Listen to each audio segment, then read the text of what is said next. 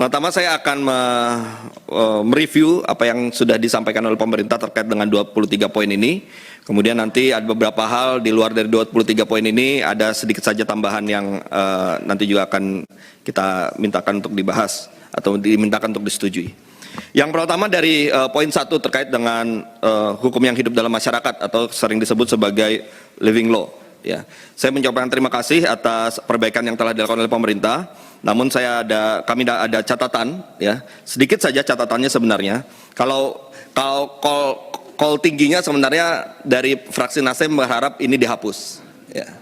Tapi kami menyadari bahwa kita coba mencari titik temu. Ya. Oleh karena itu, saya hanya mengusulkan tambahan saja dalam penjelasan, ya. Terkait dengan di kalimat yang terakhir, di mana di sini dikatakan untuk memperkuat keberlakuan hukum yang hidup dalam masyarakat tersebut, peraturan daerah mengatur mengenai tindak pidana tersebut. Saya ingin mengusulkan bahwa ditambahkan dengan berpedoman pada peraturan pemerintah tentang pemberlakuan hukum adat. Argumentasinya adalah kalau kita serahkan kepada seluruh daerah untuk membuat perdanya masing-masing terkait dengan hukum adat ini, maka setiap daerah akan berlomba-lomba untuk memajukan hukum adatnya yang belum tentu juga masih berlaku sampai saat ini. Nah, oleh karena itu harus ada panduan dari pemerintah. Caranya bagaimana, apa saja batasannya dan sebagainya. Nah, panduan itu bisa kita tuangkan dalam bentuk peraturan pemerintah sehingga perda-perda ini tidak seenaknya saja dibuat, semua harus mengacu pada peraturan pemerintah. Itu usulan yang saya sampaikan untuk melengkapi living law ini, meskipun sebenarnya maunya sih dihapus. Tapi oke lah, kita menghargai apa yang sudah dirumuskan oleh pemerintah. Yang kedua, tadi jadi poin 1 dan poin 2 catatannya itu. Yang poin 3, kami sangat setuju, terima kasih. Yang poin 4 juga terkait dengan tindak pidana korporasi, kami juga sepakat sehingga tidak perlu dibahas lagi. Poin 5 juga tidak perlu dibahas lagi. Nah, sekarang poin 6, yaitu pasal 100 mengenai hukuman mati. Sejak awal dalam setiap kesempatan rapat bersama dengan pemerintah, ya, saya sudah sampaikan permohonan ini, yakni menghapus kata dapat dalam pasal 100 ayat 1. Ya, argumentasinya jelas. Saya beberapa hari lalu melakukan riset sedikit-sedikit, Pak Prof. Saya perhatikan justru sikapnya pemerintah selama ini, ya, justru mempromosikan bahwa kita punya politik hukum yang baru, yakni hukuman mati dengan masa percobaan. Dalam UPR kemarin, Pak Menteri pun juga menyampaikan seperti itu. Tidak pernah Pak Menteri Hukum dan HAM menyampaikan bahwa ada pilihan lain, hukuman mati dengan model lain selain dari hukuman mati yang otomatis dengan masa percobaan. Tidak pernah satupun saya temukan Pak Menteri mengatakan kami punya hukuman mati dengan masa percobaan, tapi kami juga punya hukuman mati tanpa masa percobaan. Tidak pernah satupun pernyataan resmi dari pemerintah menyampaikan seperti itu.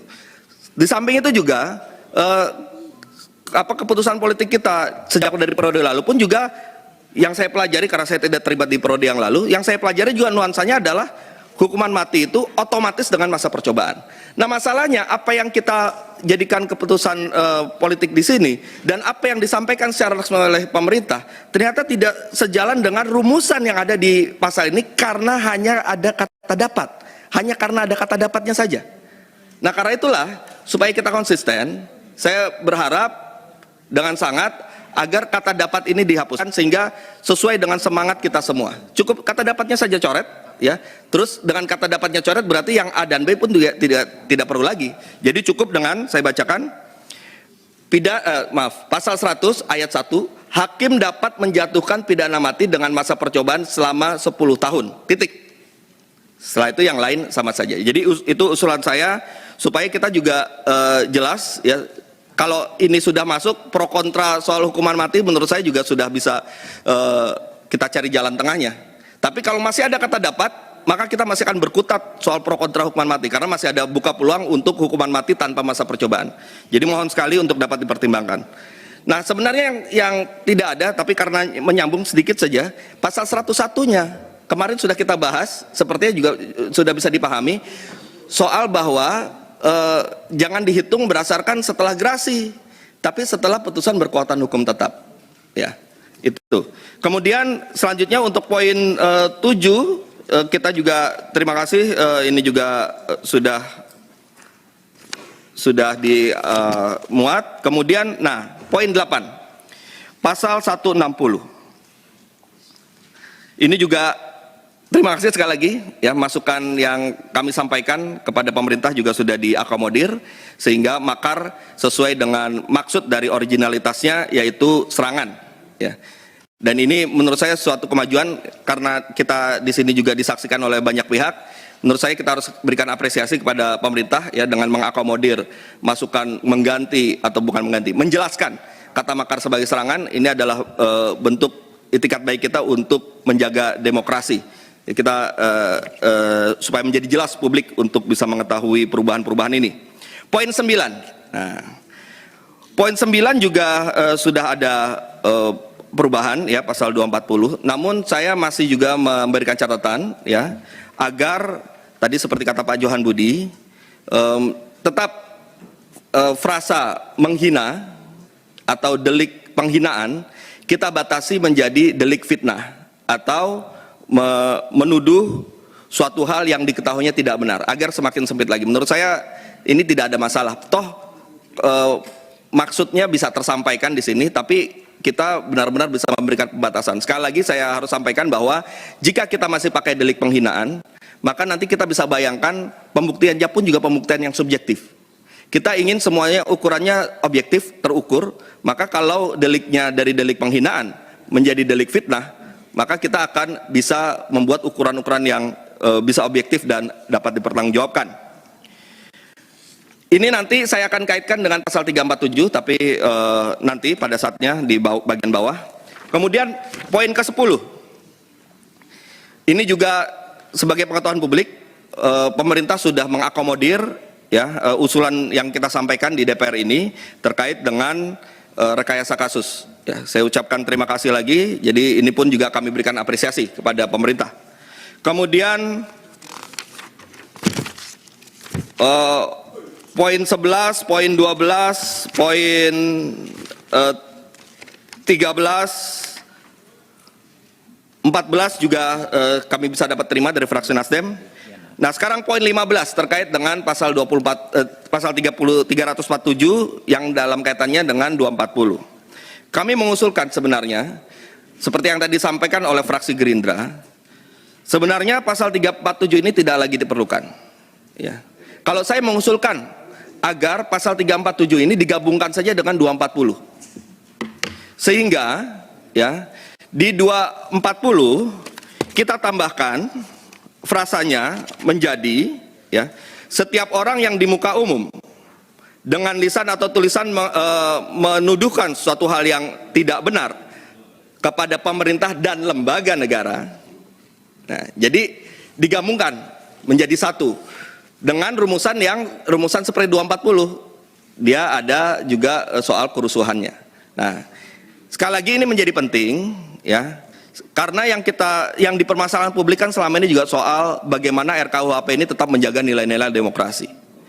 Kalau kemudian pemerintah menyetujui pasal 347 RKUHP ini, ya, dihapuskan kemudian digabungkan semangatnya, rumusannya di dalam pasal 240 dengan menambahkan lembaga negara, maka kita sedang membuat satu terobosan yang sangat baik untuk menjaga demokrasi kita dan RKUHP kita bisa benar-benar RKUHP yang demokratis.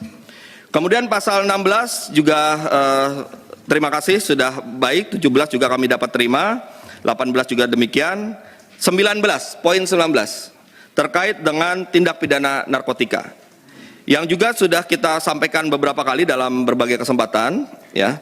Di sini alasannya pemerintah adalah ini adalah core crimes di dalam tindak pidana narkotika. Tetapi kenapa kemudian kita mengajukan atau akan membahas RUU narkotika? Karena selama ini implementasi dari pasal yang terkait dengan tindak pidana narkotika ini bermasalah, yang akhirnya juga membebankan Kemenkumham juga nih soal lembaga pemasyarakatan yang overcrowding. Nah, karena itu pilihan kita betulkan di dalam RKUHP ini yang ternyata butuh waktu, atau kita cabut dulu, sudah nanti kita bahas bersama-sama dengan RUU narkotika yang ada. Karena kalau kita tetap rumuskan dengan rumusan yang seperti ada di dalam undang-undang narkotika saat ini dalam RKUHP ini, maka problemnya akan sama-sama juga. Nanti toh kita akan evaluasi lagi. Jadi kerja dua kali, kita masukkan di RKUHP, nanti ketika kita bahas RUU narkotika, kita bahas lagi, kita evaluasi lagi. Berapa kita kerja dua kali? Oleh karena itu usulan saya, sudah saja dicabut, toh nanti kita akan evaluasi pasal-pasal ini ketika kita melakukan pembahasan terhadap RUU narkotika. Untuk poin 20, 21, dan 22 saya juga melihat sudah baik. Tapi untuk poin 22